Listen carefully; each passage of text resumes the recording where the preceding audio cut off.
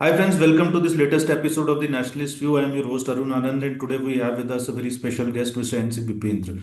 Bipindra ji, welcome to the show. Thank you for taking time out from your busy schedule and joining us.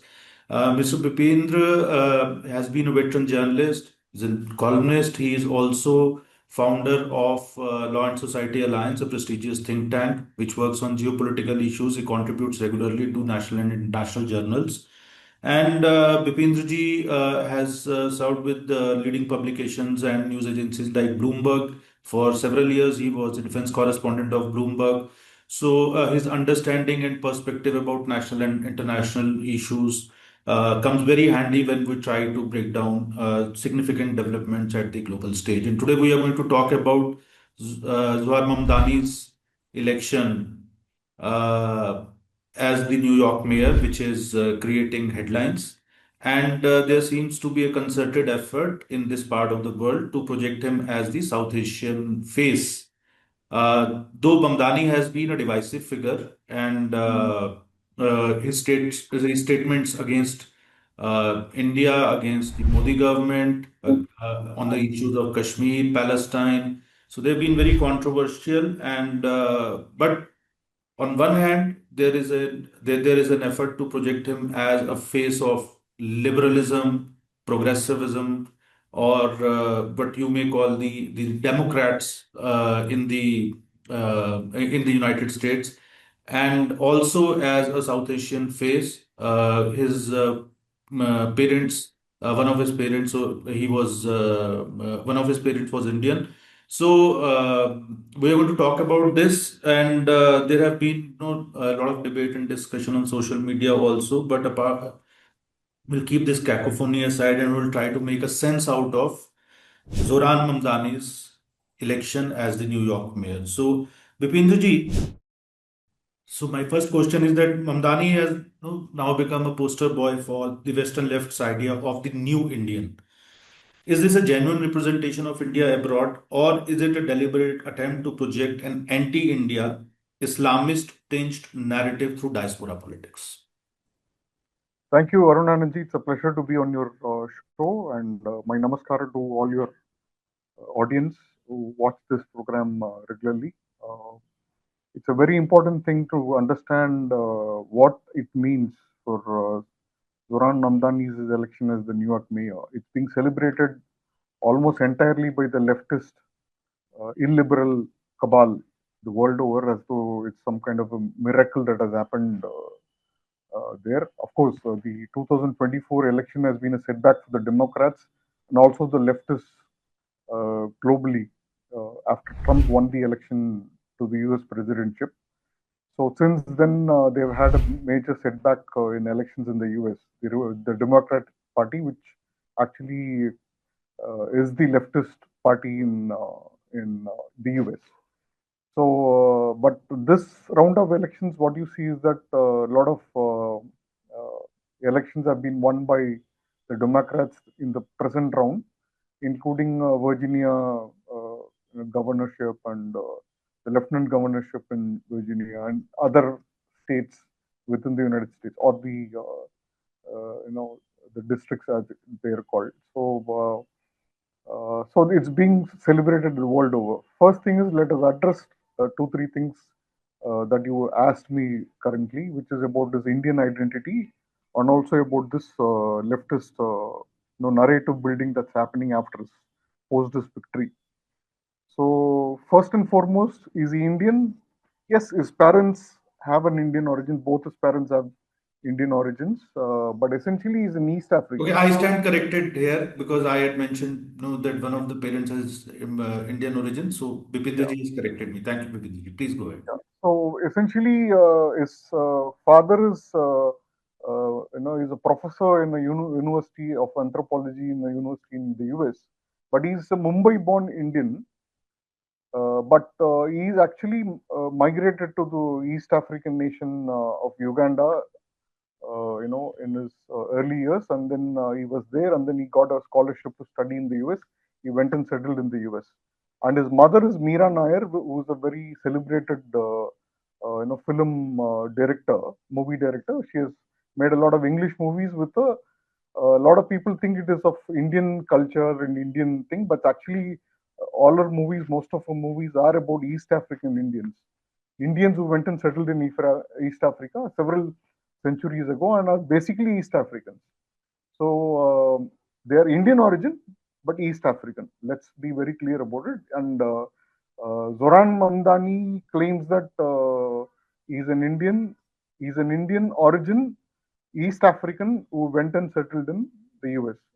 So essentially, he's a naturalized citizen. He's not a born citizen of the US. There is a naturalized citizens are people who went and settled and then were born there, sort of a thing. So that is the difference. So his mother is also of the same sort. So essentially, what happens is when an Indian origin person gets elected to a high office anywhere across the world, Indians usually celebrate it massively. They feel that their cultural moorings and their cultural identity is being celebrated in that part of the world where an Indian origin person, a lot of Indian origin leaders are presidents and prime ministers, and they have been occupying several high positions in governments in various parts of the world. In several nations, we have Indian origin people. So people tend to think that it is something very similar to what has happened. But let's identify what Zohran Mamdani identifies himself as. Let us, put the finger on that. He identifies himself as a Muslim first and foremost, an American next, and liberal, whatever you call him, as much later. So essentially, he's positioning himself as a person who's pro-Muslim. So because New York City is also a city which has a major Jewish population, he has made comments claiming that he's against anti-Semitism and that there is no place for anti-Semitism and also Islamophobic phobia. That's what he has said. But he has not uttered a word, even a single word on Hindu phobia or Hindu misia that goes on in the American campuses. Several American establishments are Hindu phobic and they follow Hindu misia, which is a much more harsher form of anti-Hinduism, anti-Hindu feelings. So Mamdani has essentially, we have set aside that his identity of, we have already kind of addressed the issue of his identity. Let's talk about his anti-India rants that he has made. So I essentially, also want to ask you, apart from the anti-India rants, like his stand on Kashmir, his stand on Hindutva, he equates it with fascism, and also his stand on Palestine. yeah. So, So we'll address these three yeah, issues one by but one. primarily India, I want to look at. Yeah, India. Yeah, we are interested in the is Indian views on India and Indian issues. So let's address that. So he has been completely anti-Hindu because he has not talked even a single word against Hindu phobia and Hindu misia that's going on all around the world. Number one. Number two, on Gujarat riots, he made a very misleading claim. It's basically misinformation, saying that Muslims have been wiped out of Gujarat during Gujarat riots of 2002, which is a false statement. A large number of Muslims still thrive in Gujarat, and a lot of them are Narendra Modi supporters also, including, in fact, let us his father's identity is he's a Gujarati Muslim. So essentially Gujarati blood runs in Zohran Mamdani's blood. So to be claiming this kind of a thing, misleading misinformation on Gujarat is something that is totally unacceptable. He was essentially addressing an audience that was anti-India, anti-Hindu. So he was making these comments in one of his mosque visits during his campaign. So he has also made a very misleading and it's actually criminal act. It's a defamation actually. He called India's prime minister, the who has been elected thrice by the Indian people as prime minister, as a war criminal. Gujarat riots was not a war, and there was no crime that was committed by Narendra Modi himself personally. He was the chief minister of Gujarat. He has taken responsibility for what had happened during his tenure in 2002, which was just hardly a few months, couple of months since he took over as chief minister, and he has addressed the issues, completely at And every even forum. Indian courts have addressed this issue. Indian courts have also Set up addressed it, special and he has investigation team. exactly in the investigation, the court-monitored investigations have exonerated him on his complicity in in the Gujarat riots, and And also this investigation was done when the when the UPA government, the when opposition Congress-led party, UPA was in power. Yeah. when the UPA was in power, which is of Sonia Gandhi, Rahul Gandhi, and Manmohan Singh government, which essentially ordered these, got these investigations done. And it was also court monitored. Supreme Court monitored this investigation. He was exonerated on that. So it's a completely misleading claim, first and foremost. So, he was actually lying by his teeth when he was saying that there are no Muslims in Gujarat after the 2002 riots, or that they were all annihilated or something like that, to that effect.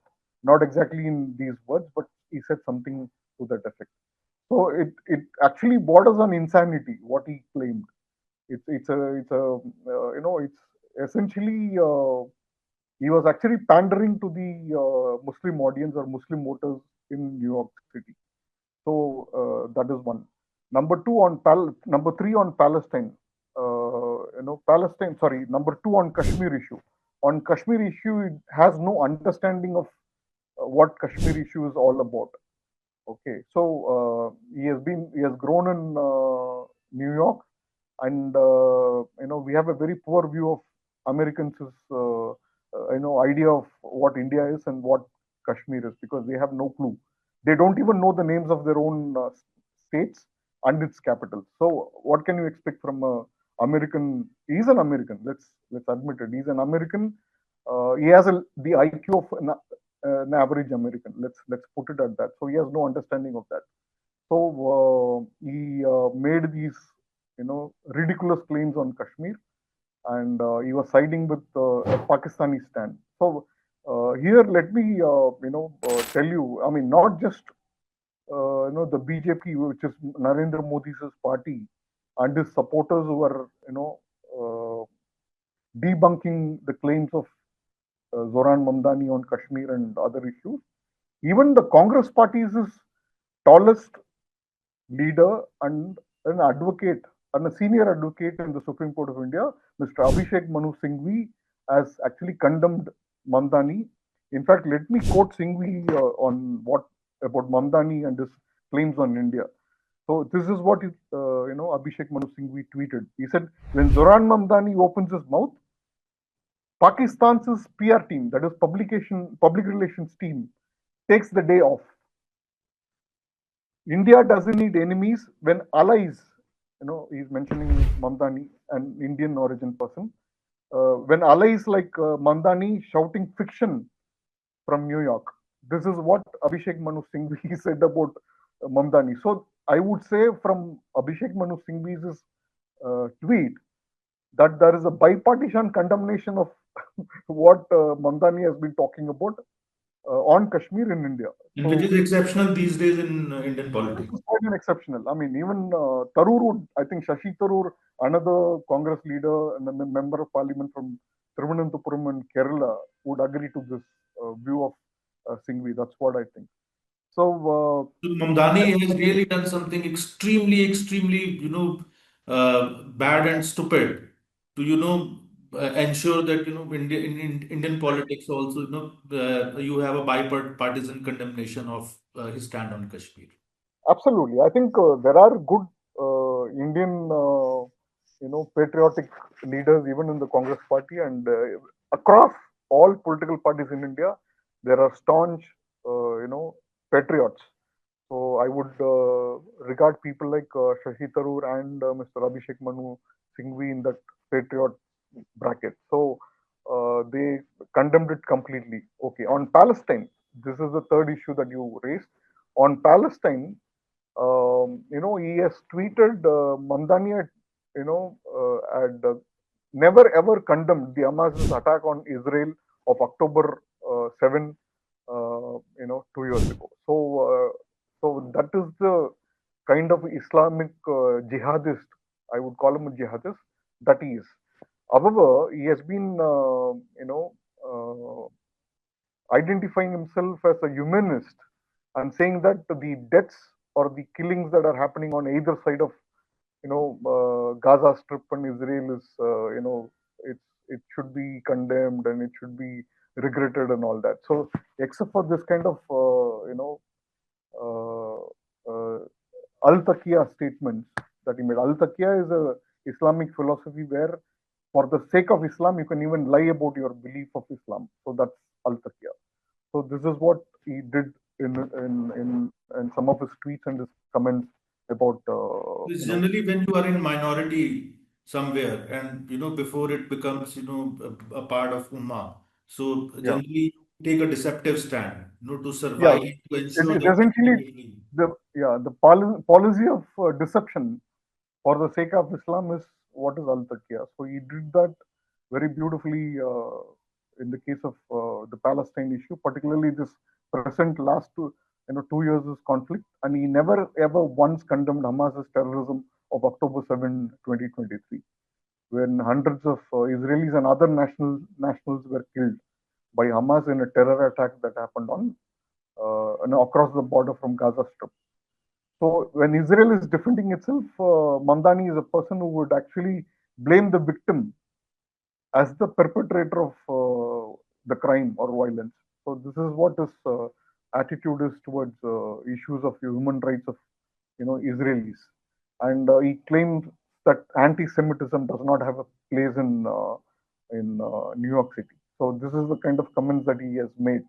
So essentially, what he's actually doing is that he's fanning the uh, this wokeism that essentially is anti-Semitic.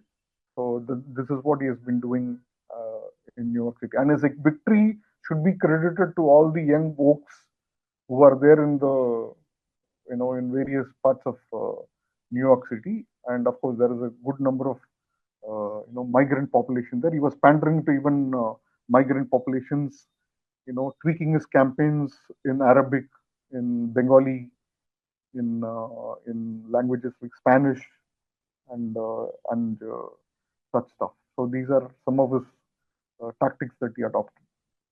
Kapilji, now let's come to a larger question. No?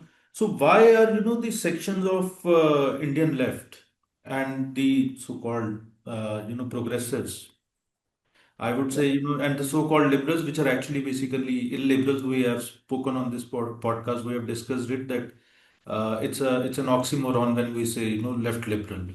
yeah. So why are sections of the Indian left so eager to glorify figures like Zohran Mamdani, even when their rhetoric weakens India's stand on, its fight against radical Islam, also on India's national, integrity, and it also emboldens forces that are hostile to our country's national security and integrity. So such divisive figures, such radical Islamist figures, Mhm. they are being glorified by the Indian left, sections of the Indian left. So, why do they do that? See, Arunji, let us admit, when you say left illiberals, you should also add jihadists to it. Okay, so it's actually one and the same. Leftist illiberals, jihadists is one and the same. So all these leftist illiberals in India are actually glorifying and identifying themselves with their ummah in another part of the world. That's all. Ummah, for your readers, is essentially the global Islamic community or the brotherhood. So that is Ummah. So it's basically they're identifying themselves with their Ummah in another part of the world. See, let us understand. It's been a major setback for the left illiberal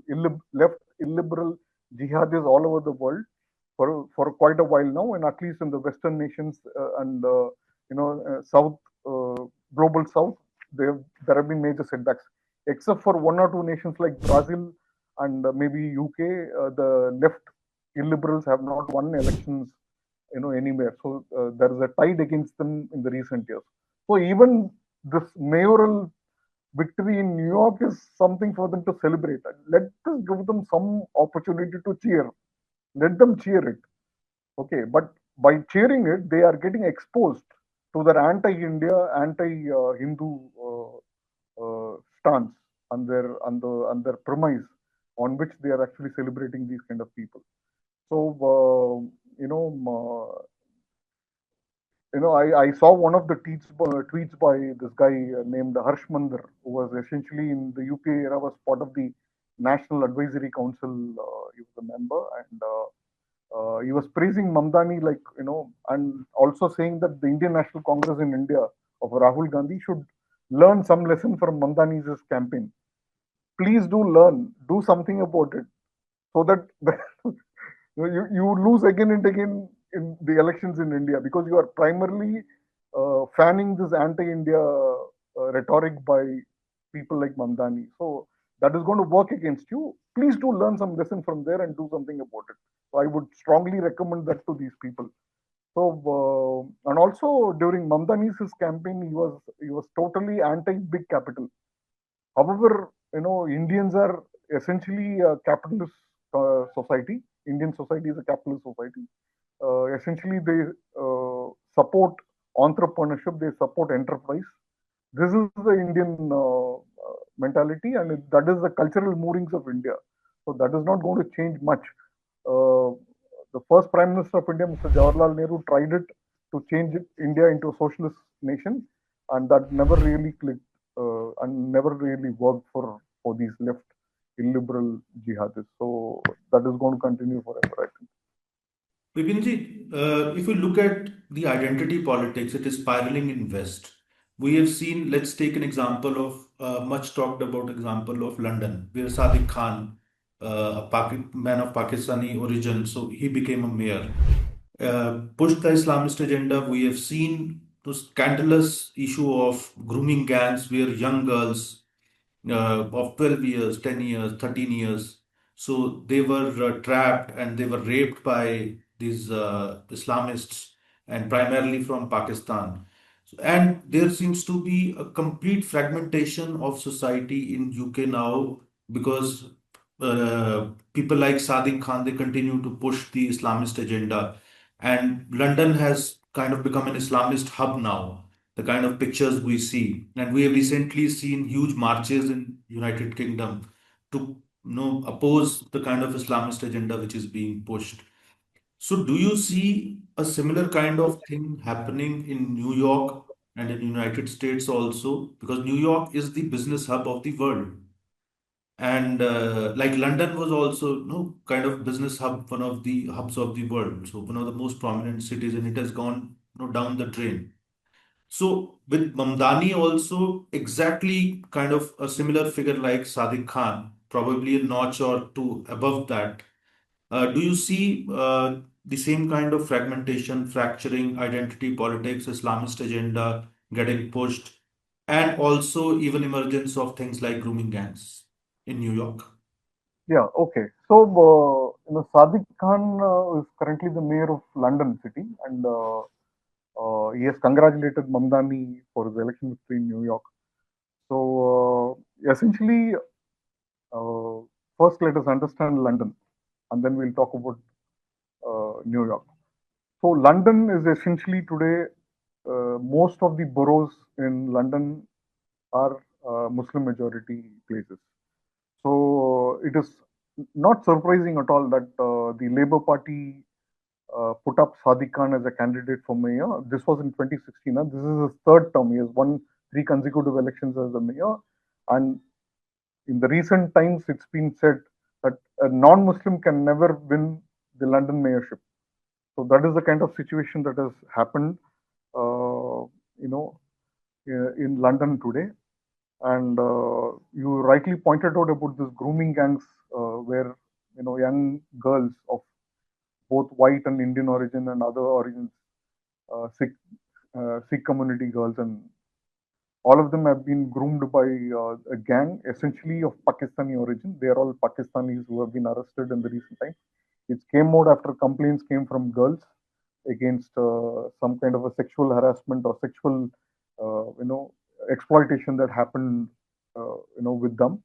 And based on that, an investigation was started, and then a lot of Pakistani origin people have been arrested. And this became a major scandal in London in the recent years. However, I mean, I was also seeing a video recently, I mean, just about a week back, where a Sikh community man who he runs a shop in one of the London boroughs, a gang of Pakistani Muslims came and attacked them and this shop in that particular incident. And he fights them back bravely. He's an Indian after all, right? So he fought them back bravely and chased them away.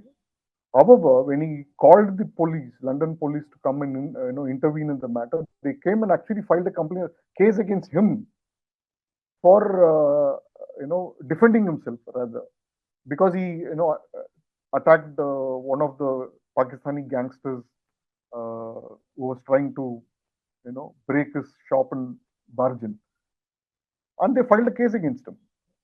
So this is an indication of where that London society is actually going.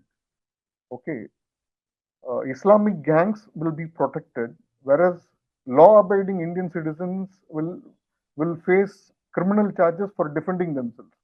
So this is the kind of situation that's going on there. Even in the However, grooming gangs case also, so yeah, cases have been, there have been instances where cases were filed against the complainant girls. mm, So yeah, yeah, yeah. there have been cases like that, which is, as you know, rightly mentioned that this shows this is a reflection of where London society is heading, or no kind of overall the UK society is heading. Yeah.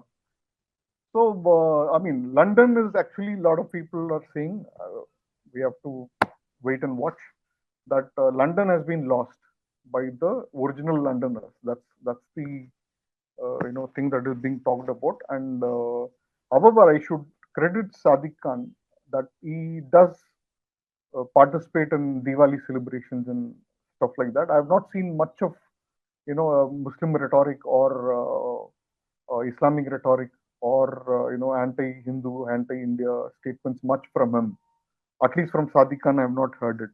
But that is not unique to the United Kingdom. Okay, not just Sadiq Khan, but there is another raising Islamic leader in Scotland. He is the first minister of Scotland, called as Hamza Yusuf.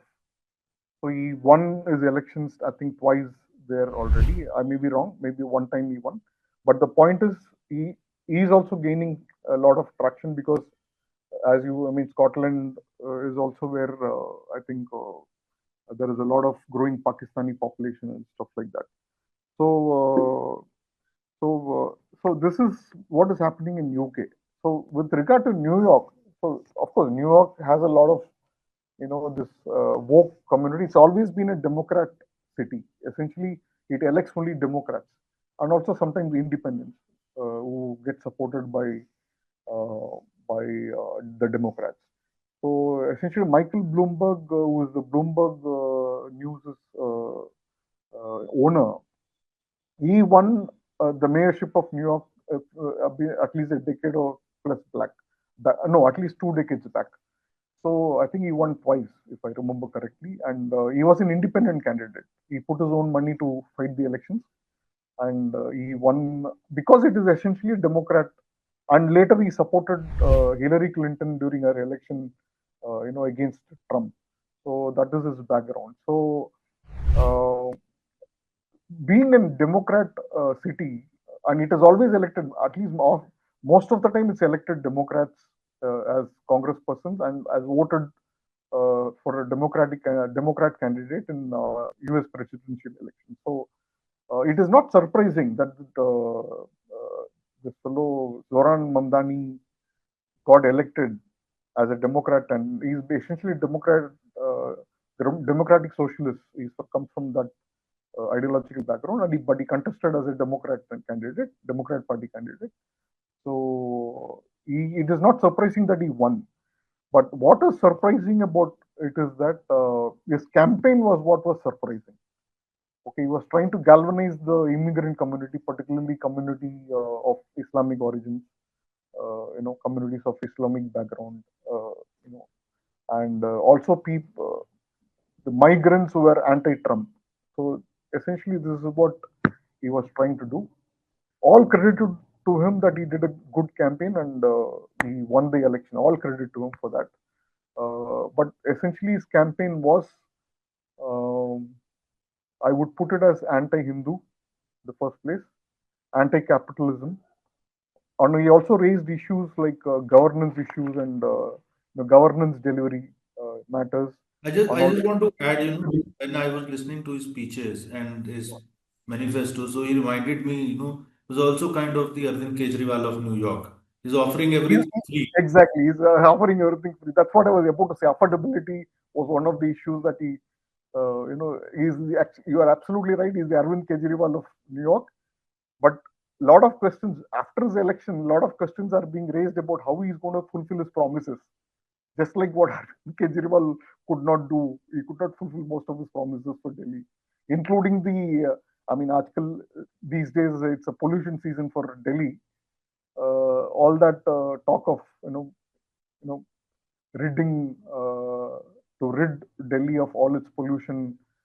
His party government is in Punjab. He should essentially tell them to do the needful in Punjab so that people in Delhi are not suffocating during this season, which is essentially the you know season where the agricultural waste is burnt in the rice bowl of India. So let's leave it at that. But the point is, what are the issues that this fellow Mamdani has been talking about? Uh, the campaign sounded very similar to what the Indian opposition is doing. He talked of protecting the constitution, saving the constitution, saving democracy, protecting the constitution. I'm repeating, but essentially these are the stuff that he said. He also talked about vote chori during Trump's election, the theft of the votes thing, and he also talking about voting rights of migrants, essentially illegal migrants, which is some of the things that are being talked about in India also today because of the intensive revision of the voter the electors list that is being prepared by the Election Commission of India. The campaign style and the campaign everything is very similar, but he was successful. Let's hope. We don't know what will happen in India. So my last question to you is, so what does actually Mamdani's rise really say about America today? Is it, a democracy which is romanticizing radical voices under the banner of progressivism? Because we saw during the Israel-Hamas war the kind of demonstrations which were held in favor of which were held in favor of actually Hamas on the streets of US, in the top campuses of the prestigious universities in the US, and a whole lot of bunch of intellectuals, so-called intellectuals. So they also openly supported the Israel Hamas war. So is it a democracy which is romanticizing radical voices? And what warning does that hold for countries like India and other pluralist societies? As you rightly mentioned earlier, London has gone. New York is on the verge of going. There are several other cities also, in the West which have gone. We've seen things which are happening in Germany, in Paris, France, Germany, name the Belgium, in a Belgium, lot in of Netherlands. So in fact Sweden we have seen Sweden, basically. Yep. Sweden. So, and even in Denmark now. So, what is the lesson for countries like, India and other democracies which are also pluralist societies? So, what is the lesson that needs to be learned? Yeah, this victory of Zoran Mamdani has given an opportunity or a chance for these the entirely dejected, pessimistic, left illiberal jihadists to celebrate. So this is Left what illiberal jihadis. yeah, that's what I said. Left illiberal jihadis to celebrate, basically. So it's fine, but essentially, if you ask about the American democracy, it's quite a vibrant democracy, just like Indian democracy, you have governments coming in cycles. Once there is a Republican, once or twice Republicans win, another couple of times the Democrats win, and then this cycle keeps repeating time and again. So essentially, it's a vibrant democracy. Let's not think that the U.S. American democracy is dead or something like that because of it. It will be a stretch. Actually, it will be an exaggeration of the situation itself in the U.S. But what essentially this indicates is that these small victories are the ones that are going to be giving cheer for the leftist illiberal jihadist gang all over the world, and Indian gang is essentially celebrating it. But it is also I would say that this is essentially concentrated in a city like New York, which has always been a leftist stronghold. The Democrats' stronghold. So nothing surprising on that.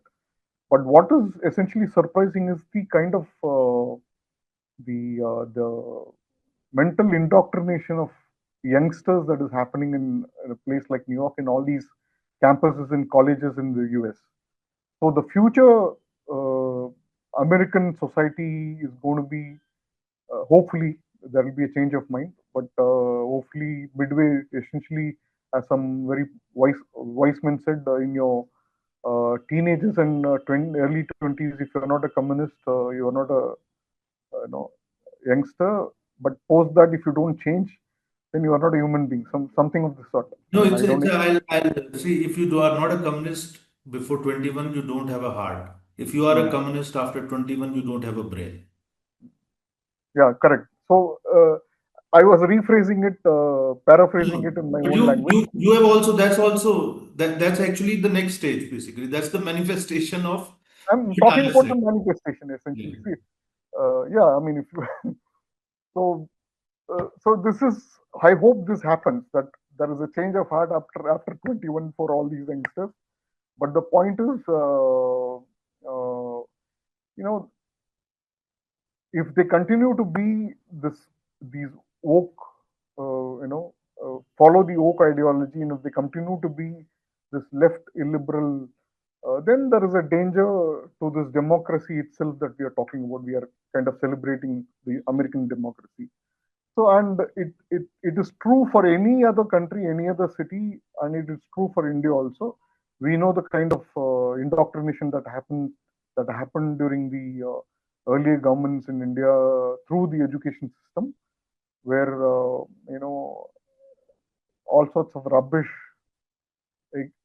about Indian community was included in the syllabus, but there was nothing celebratory about the Indian society itself in those things, as though that is the only thing that we need to be studying. So, I mean, if there is a balance, we can understand, but there was no balance at all. There was no celebration of India and in Indian society, and there was always this pessimistic, very low meaning And then absolutely misinformation campaign kind of a thing misinformation and was attack on taking. India, low level attack on India, and Biological indoctrination indoctrination that happened. of basically, So, Islamist as well as the Marxist think that nothing, Hindus did nothing great. great ever. Everything great was done by the Islamic invaders. Yeah. And the rest of the great things were done by the Britishers when they colonized India. And then the rest of the good things were done by the Marxists. Yeah, by the Marxists and the invaders. That's what was talked about. Essentially, this actually comes from the Christian idea of creation. Okay, anything before, say, the when God created the world is essentially mythology. They call it as mythology, whatever. I mean, they don't want to believe that this happened. Ramayana, Mahabharata, and all predates the Christian idea of God's creation, right? So it essentially comes from that Western society's rooting in Christian ideals. So that's the essential part of it. Uh, This is a lesson for everybody. So there has to be. I think Trump is also talking about some changes in the education system. Is kind of also threatening withdrawing funding of universities and all that. So I hope it has a salutary effect on all these people. Uh, so I hope it happens. But the point is, in India, I think there has to be a concerted effort at changing syllabuses on across the board, right from the schooling to the college level to even the research level, and you have to just reorient your thing towards researching the truth, researching facts. If you do that, and you should do it from original sources and not rely on, I mean, what is the research people do? They just regurgitate whatever some Westerner are said about India. So that's what essentially causes these problems. So, this is what is the danger, and I hope we are able to overcome it in the years to come, and the society gets better and better. There are good things that happen both in America and in India and other parts of the world. So people should realize the threat that is coming their way. If they don't realize, it's bad for them. I I, think I'll just, kind of round up the conversation with one addition from my side. I think it is not only the responsibility of the governments or the institutions to tackle such potential dangers or existing dangers. It is primarily the duty of the society. I always say government is a sub-function of the society. Society is not a sub-function of the government. So the absolutely. governments will come, governments will go, but the society needs to watch out for its own, interest, and needs to especially watch out what is happening in our campuses and what is happening with our younger generation. We should not take things for granted.